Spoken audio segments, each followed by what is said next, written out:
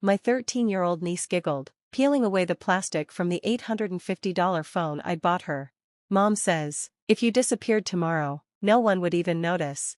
Her words cut through the room like a razor, while she marveled at the gift. All 30 people in the living room laughed, except me. I stood there, a tight knot in my chest, and with 2 quick taps, I shut down every payment, every credit line, every subscription I'd ever set up for them. Gone. That night, I walked out without a word, no goodbyes, no explanation, just a black backpack. Inside, they'd find one last reminder, Mom says, if you disappeared tomorrow, no one would even notice. My niece's giggle echoed in my ears as I watched her rip into the phone, her hands delicate, her words sharper than they had any right to be. Around me, the usual chaos unfolded, family, food, noise, the kind of noise that made my skin crawl. Lindsay, my sister, lounged on the couch, scrolling through her phone, oblivious, a small, satisfied smile tugged at her lips, like a predator who knew it had one.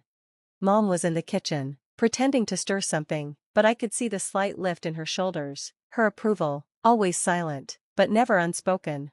Dad? He didn't even try to hide it. He raised his beer and muttered, well, she's not wrong. Laughter rippled through the room, and I stood there, a fool, the one who always gave, the one who always fixed, the one who would never be enough. Thanks for the phone, Uncle, my niece chirped, already turning her attention back to the glowing screen.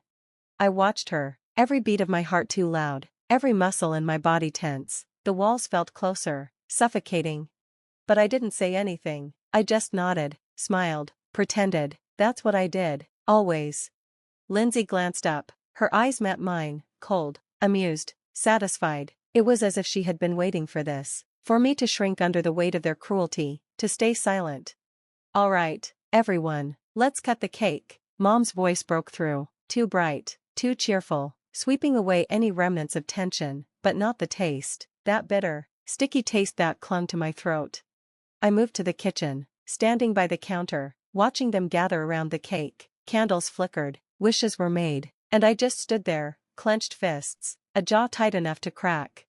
I felt my phone in my pocket, 2 taps, and just like that, every account, every bill, every line of credit I'd set up for them, they all disappeared. It wasn't a choice anymore, it was a reflex. Gone. I didn't even look back as I slipped out. No one noticed. Not a single person. The one thing my niece got right tonight. I didn't go home, I went straight to my apartment, packed a small bag, only the essentials, and turned back. The black backpack had been gathering dust in the corner of my closet, forgotten until now. I filled it, but not with my things, not with anything they would expect. Then I returned. The house was still loud, still chaotic. No one saw me walk in, no one heard me leave the backpack by the stairs. And then I was gone. Really gone. By the time they noticed, I would be nothing more than a ghost in their world. But inside that backpack, let them find it, let them try to figure it out. The silence was short-lived. I expected rage, panic, but what I got was something much worse. It started the next morning. Pounding, fists hammering against my apartment door. Open up, you think you can just do this? Dad's voice, raw with anger. I stayed silent, watched the door tremble with each strike. I know you're in there, you think you're smarter than us? His words were sharp, but the crack in his voice told me something different. Fear. I didn't move, didn't play the game. Eventually, the pounding stopped, his heavy steps faded, a muffled curse echoed in the distance as his car door slammed. But it wasn't over. 20 minutes later, my phone buzzed. Mom, one text, how could you do this to your own family? I didn't reply. An hour later, Lindsay tried, 6 calls in a row, I let them ring. Then came the message, you think you're so clever? You think we can't live without you? Fine, see how long you last without a family. I read it and smiled. Was that a threat, or a promise? But the real storm hit later that evening. I was just stepping out of the shower when I heard it, the sound of a key in the lock. Frozen. No one should have a key to my place. Except. The door crashed open. Dad stormed in, red-faced, sweat dripping down his forehead. Mom followed, her face twisted in panic. You think you can just lock me out? Dad roared. Get out, I said, my voice cold, calm. Get out, get out.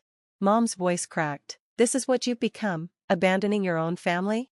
I shook my head. No, you used me. Dad moved closer, his fist clenched. You ungrateful little. Try it, I interrupted, my voice steady, the challenge out before I even realized it. His hand trembled. He wasn't going to hit me, he never had. Look what you've done, Mom wailed. The cards don't work. Lindsay can't pay her bills. The mortgage, it's all gone. That's right, I nodded. Everything I paid for, everything I managed, it's over. Dad's laugh was bitter. Oh, you think you're powerful now? You think we need you? Seems like you do, I said, shrugging. You broke into my apartment just to beg. Beg? He spat. You think we're begging? You think? Enough, I snapped. The word cut through his tirade like a knife. Enough, I'm done. Mom took a step forward, hands outstretched, pleading, please, this is your family, we're all we have. All you have, I corrected, my voice a whisper, but sharp. I'm done being your safety net, your bank, your doormat. Dad's face contorted. You little pest. I raised a finger. Get out, now. You can't do this, Mom whispered, her eyes wet. This is cruel. I laughed, cold and clean. Cruel? Cruel is calling your son worthless while draining his bank account. Cruel is using me, then mocking me behind closed doors. Dad took a step forward. I didn't move. This time, he paused, his shoulders sagged. You'll regret this, he muttered. You'll come crawling back. I won't, I said, my voice steel-edged. They slammed the door behind them. Their footsteps faded, but I knew better, this wasn't the end. The next day, they tried again. Lindsay showed up at my office. I saw her through the glass, pale, puffy-eyed, waving like a lost child. My boss looked uneasy as she gestured for me. I stayed seated. Sir, there's a woman here, she's no one. I didn't even glance up, she didn't leave. I watched her pleading with the receptionist, her voice climbing. Security stepped in, she left in tears. I knew she'd return. That night, a knock, my landlord. There's a situation. He shifted, uncomfortable. Your family's downstairs making a scene. Either you tell them to leave or I'm calling the police. He blinked when I responded. They're not my family, not anymore. I watched from the window as they screamed and gestured, until security escorted them away. But I knew their rhythm, persistence was their weapon, and I'd left them a parting gift, a black backpack sitting silently in that old house, waiting, loaded. The silence was short-lived. I ignored the calls, the voicemails, the texts, skipped work, let the quiet wrap around me like armor. But they never gave up. Lindsay lashed out first, accusations, venom, rage, then Mom, crying on voicemail, begging me to be the bigger person, to save the family. Then came Dad. At first, he raged, insults, threats, the usual noise, then the shift, calm, calculated. Son, let's be men about this, no drama, just a game, our team's playing, come talk. It stank of setup, but I said yes, I wanted to look him in the eye. And so I went. The stadium was deafening, roaring with life. Section 12, Row F, he sat there, clutching the black backpack, my backpack. The seats around him were empty. He spotted me instantly, waving with one hand, gripping the bag with the other. Didn't think you'd come, he called out, smug, thought we'd talk, like men. I sat beside him, my eyes on the backpack. This what you call talking? Oh, it's more than that. He leaned closer, his voice dropped. You thought you were clever, cutting us off, but you forgot this. His fingers tapped the backpack. We know everything. I tilted my head. Do you? You've been hiding things, acting like a savior while stealing. We see you now. I almost smiled. Then open it. He flinched. No need, I already know. You were manipulating us, playing the good son while hoarding a stash. Stash? I leaned back. The only thing in there is truth. The crowd erupted with cheers as the home team scored, but in our pocket of tension, time stood still. You're bluffing, he said, jaw clenched. We're going to tell everyone what you really are. Go ahead, I gestured to the crowd. Tell them how I paid Lindsay's rent, how I cleaned up after your gambling, how I bought that phone for your granddaughter, right before she called me nothing. His face tightened. Shut your mouth. No, let's spell it out. That backpack? It's not a threat, it's a record of your dependency, a ledger of every sacrifice you spat on. His hands gripped the bag until his knuckles blanched. Don't talk to me like that. Like what? I leaned in, voice low. Like the servant you turned me into? The walking ATM? Shut up, he snapped, standing. Sit down. My voice cut through the air like frost, and for a moment, I saw it, the fear. He hated me, but more than that, he hated losing control. What, you going to attack me? He laughed, thin and frayed. Think anyone here would back you? Think anyone here cares? I swept my hand at the crowd. You're just an old man with a debt bag. They don't know me, but they don't need to. His eyes narrowed, his voice a hiss. You selfish little egoist. I smiled. I was your lifeline, now you're drowning. He swung. I didn't flinch. His fist trembled inches from my face, hanging there, a threat that never landed. I should have left you on the street, he whispered. I leaned close. Funny, I think the same about you. Something inside him gave way. He sank back into the seat, deflated. The stadium thundered, a perfect cover for the collapse of whatever pride he had left. I reached out, took the backpack from his lap. He didn't resist. You want to know what's in here? I stood. Every receipt, every loan, every time I saved you.